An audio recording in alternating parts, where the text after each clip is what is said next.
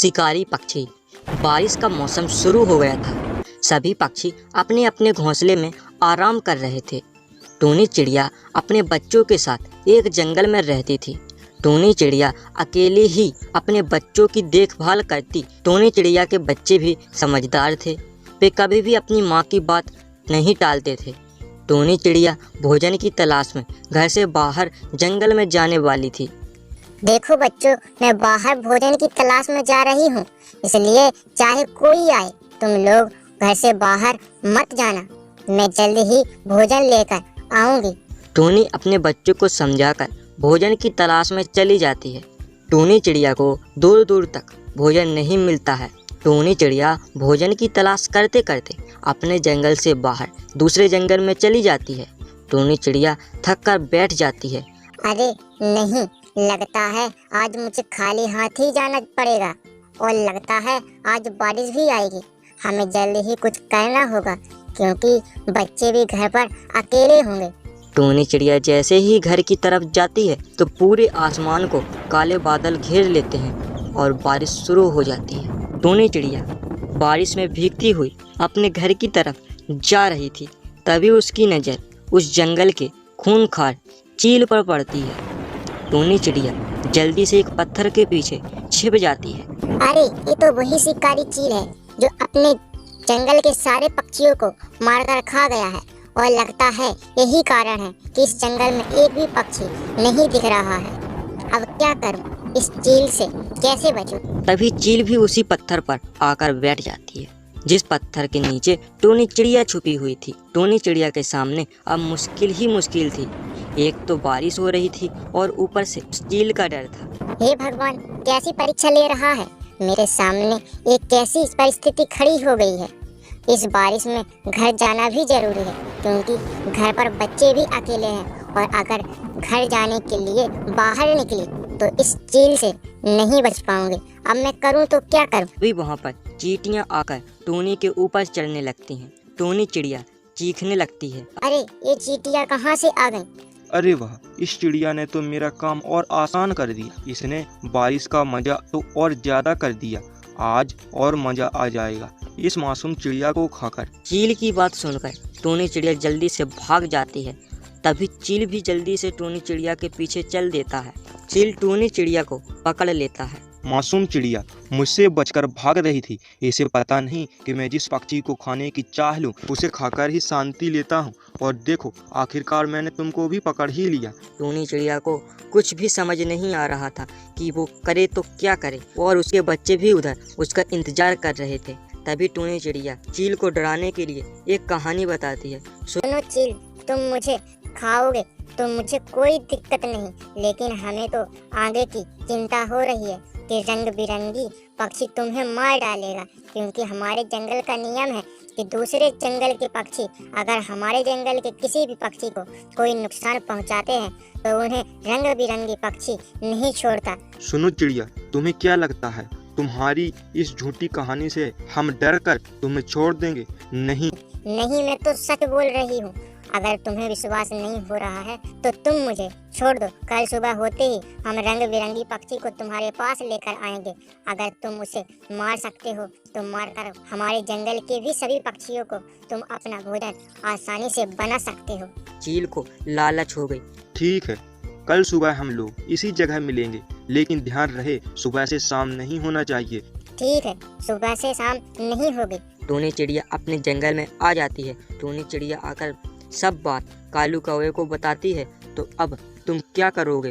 रुको कालू भैया, मैं कुछ सोचती हूँ। तभी टूनी चिड़िया को एक तरकीब सूझती है। देखो कालू भैया, मैं शहर से सभी रंग लाकर आपके शरीर पर लगा दूंगी। हाँ टूनी, ये तो सही है लेकिन खतरा भी है। आखिर कालू भैया, हमारे पास कोई दूसरा उपाय भी नहीं है और अगर चील यहाँ आ जाएगा तो सभी पक्षी को मार डालेगा। ठीक है टूनी, तुम कहती हो तो हम चलेंगे। टूनी कालू को रंग बिरंगा पक्षी बनाकर चली आती है। इधर चील आता है। अरे चिड़िया, तुम तो सच में रंग बिरंगे पक्षी को लेती आई। हम सोच रहे थे तुम झूठ बोल रही हो। चील कालू कौवे को रंग बिरंगे पक्षी समझकर वहां से भाग जाता है और इस तरह से टूनी ने अपनी बुद्धि और हौसले से बड़ी मुसीबत को आसानी से जंगल में रक्षाबंधन आ गया था। सभी पक्षी अपनी अपनी तैयारी में लगे थे। हर साल की तरह इस साल भी टूनी उदास थी, क्योंकि उसका कोई भाई नहीं था जिसे वो राखी बांध सके। टूनी के पास बबली कौवा आती है। क्यों टूनी, तुम उदास क्यों हो? अरे बबली, मैं उदास नहीं हूँ, बस यही सोच रही थी कि अगर हमारा भी कोई भाई होता तो हम भी अपने भाई को अच्छे से अच्छी राखी बांधते। हाँ टूनी, ये तो बात सही है, लेकिन क्या करें, तुम गरीब लोगों के नसीब ही ऐसे हैं। तुम गरीब लोगों के नसीब में ऐसी किस्मत कहाँ कि तुम लोग रक्षाबंधन मना सको। ऐसा मत बोलो बबली, इसमें कोई छोटा बड़ा नहीं होता। जो जितने में रहता है उतने में ही उसका रक्षाबंधन हो जाता है। क्यों नहीं बोलूं, मैं तो हर एक साल अपने भाई को महंगे से महंगी राखी बांधती हूँ, अच्छे से अच्छी मिठाई लाती हूँ, जिसमें बहुत पैसा लगता है, जो तुम गरीब के पास नहीं है। देखो बबली, अगर आज मेरा भी कोई भाई होता तो मैं भी ये सब कर लेती, लेकिन क्या करें, लगता है मेरी खुशी भगवान को भी अच्छी नहीं लगती। ठीक है टूनी, तुम यहाँ बैठकर मक्खी मारो, मैं तो चली राखी खरीदने जाती है। टूनी भी राशन का सामान लाने बाजार चली जाती है। टूनी जा रही थी कि तभी उसको रास्ते में एक राखी की दुकान दिखती है। टूनी दुकान के पास चली जाती है और राखी को देखकर मन ही मन सोचने लगती है, अरे वाह, ये कितनी सुंदर राखी है। अगर मेरे पास भी कोई भाई होता तो मैं यही राखी लेकर जाती। अरे मैं भी कहाँ फंस गई, ये सब बातों में झूठ मूठ के सोच रही हूँ। टूनी वहाँ से चली जाती है। टूनी अपने घर में आकर आराम करने लगती है। इधर बंटी कबूतर और मिट्ठू तोता आपस में बातें कर रहे थे। बंटी भैया, मैं सोच रहा हूँ कि क्यों ना इस बार टूनी बहन से हम लोग राखी बंधवा लें। वैसे भी हमारी कोई बहन नहीं है। अरे हाँ तोता, ये तुमने बहुत अच्छी बात सोची है। तो आप ही बताओ बंटी भाई कि राखी के दिन टूनी बहन को क्या दिया जाए। चलो तोता, हम बाजार चलते हैं, वहीं से कुछ टूनी के लिए लाएंगे। बंटी कबूतर और मिट्ठू तोता बाजार की तरफ चल देते हैं। कुछ देर बाद बंटी कबूतर और मिट्ठू तोता बाजार पहुंच जाते हैं। अरे बहन जी, ये आप कुछ ऐसा चीज़ दिखाओ जिससे टूनी देखकर खुश हो जाए। हमारे पास तो ऐसा कोई चीज़ नहीं है, लेकिन आप एक काम करिए, आप एक कंगन ले जाइए, क्योंकि टूनी के पास कंगन नहीं है और वह नए कंगन देखकर खुश हो जाएगी। तो ठीक है, कोई अच्छा सा सोने के कंगन दिखा दो। मेरे पास सोने का तो कंगन नहीं है, लेकिन ये देखिए, ये चांदी का ही कंगन है, लेकिन चमक दमक सोने जैसी है। बंटी और मिट्ठू कंगन लेकर चले आते हैं। रास्ते में जाते समय दो सुंदर सी राखी भी खरीद लेते हैं और घर चले आते हैं। अगले दिन बबली कौवा अपने भाई के यहाँ राखी बांधने चल देती है।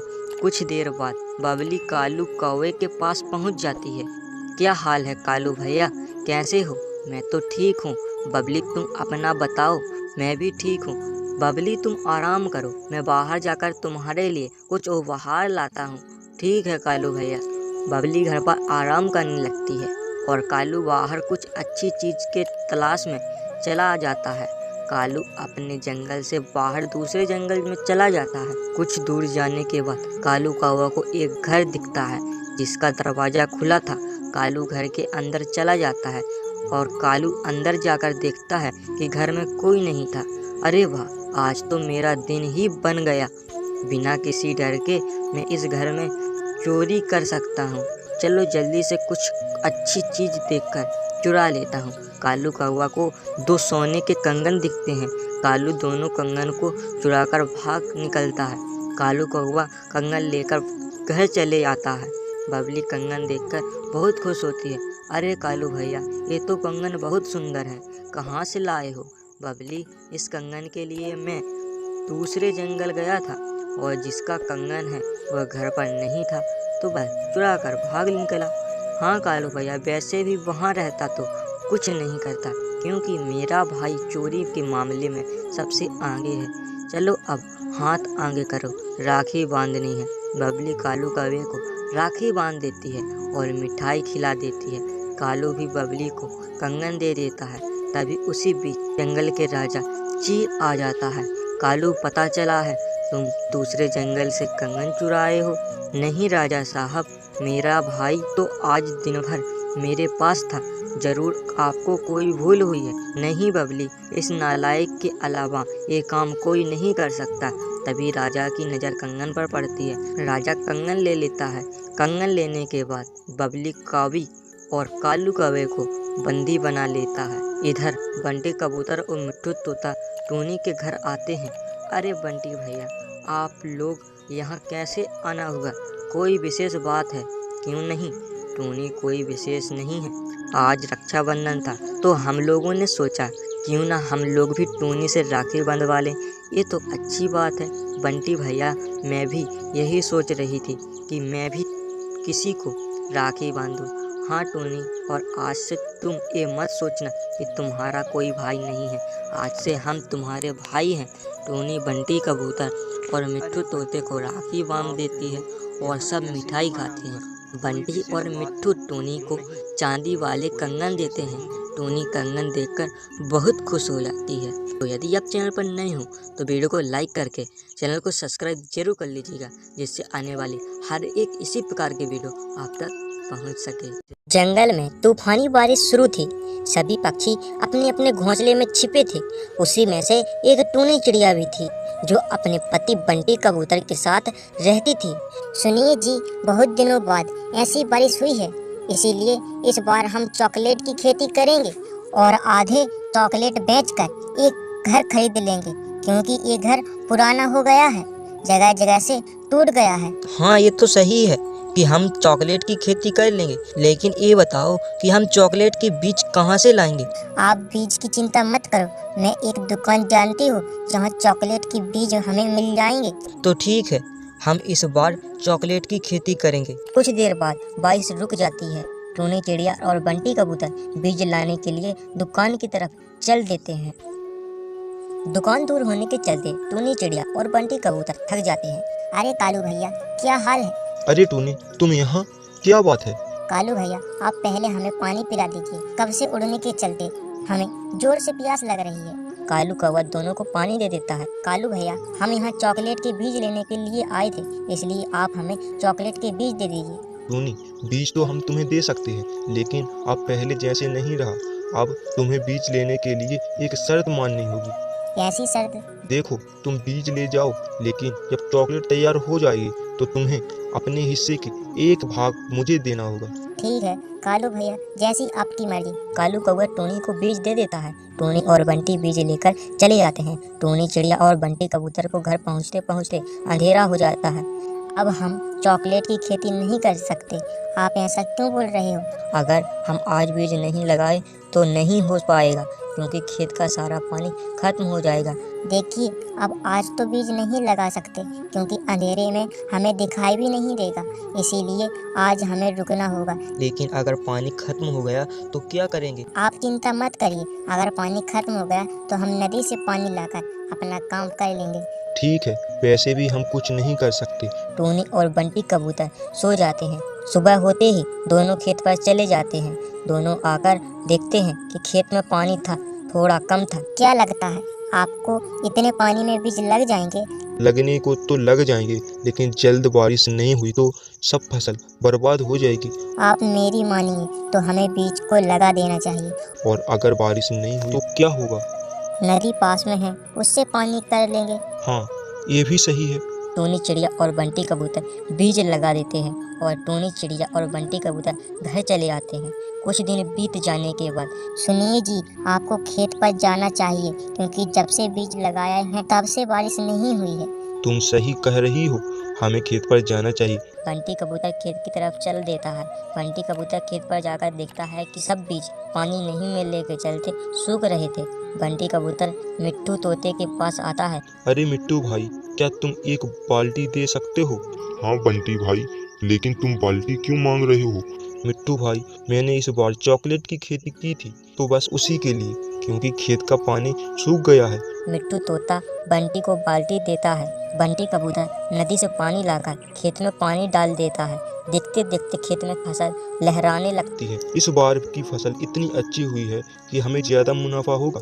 हाँ, हमारी दिन और रात की मेहनत के चलते फसल अच्छी हुई है। बस हमारे फसल पर किसी की नज़र न लगे। बंटी कबूतर की अच्छी फसल देख चील को जलन हो रही थी। इस टोनी की फसल को कैसे बर्बाद करें? हमें इसकी फसल को बर्बाद करने के लिए कुछ तो उपाय लगाना होगा। चील भूरा कौवा के पास चला आता है। भूरा, हमें कैसे भी करके टोनी की फसल को बर्बाद करना होगा। लेकिन चील, टोनी की फसल से तुम्हें क्या दिक्कत है? मुझे तो कोई दिक्कत नहीं है। मैं तो सबके बारे में सोच रहा था। टोनी की फसल अच्छी हो गई और उसे ज़्यादा मुनाफा हो गया तो वह सबको नौकर बनाकर रखेगी, क्योंकि उसकी अपनी चॉकलेट की खेती पर कुछ ज़्यादा ही घमंड है। जब ऐसी बात है तो आज रात को हम खेत में आग लगा देंगे, जिससे सब फसल जलकर राख हो जाएगी। बहुत बढ़िया भूरा, मुझे तुमसे यही यकीन था। रात को सब पक्षी अपने अपने घोंसलों में सोए हुए थे। इधर चील और भूरा कौवा टोनी के खेत पर चले आते हैं। धीरे से खेत में आग लगा देते हैं। टोनी खिड़की से देखती है कि खेत में आग लगी हुई थी। देखिए जी, लगता है किसी ने हमारे खेत में आग लगा दी है। बंटी कबूतर खेत के पास आकर देखता है कि भूरा कौवा वहाँ पर खड़ा था। बंटी भूरा को पकड़ लेता है। टोनी पानी लाकर आग को बुझा देती है। चल बता भूरा, तूने ऐसा क्यों किया? आखिर हमारी फसल से तुझको क्या दिक्कत है? नहीं बंटी भैया, मुझे छोड़ दो, मैं निर्दोष हूँ। ये सब चील की चाल थी। उसी ने मुझसे कहा है कि आज रात बंटी की फसल को बर्बाद करना है। छोड़िए, जाने दीजिए। ऐसे मुँह के मुँह मत लगिए। खुद तो कुछ करता नहीं, दूसरे को देखकर जलता है। बंटी कबूतर और टोनी चिड़िया सुबह अपने सभी चॉकलेट को तोड़ लेते हैं और घर चले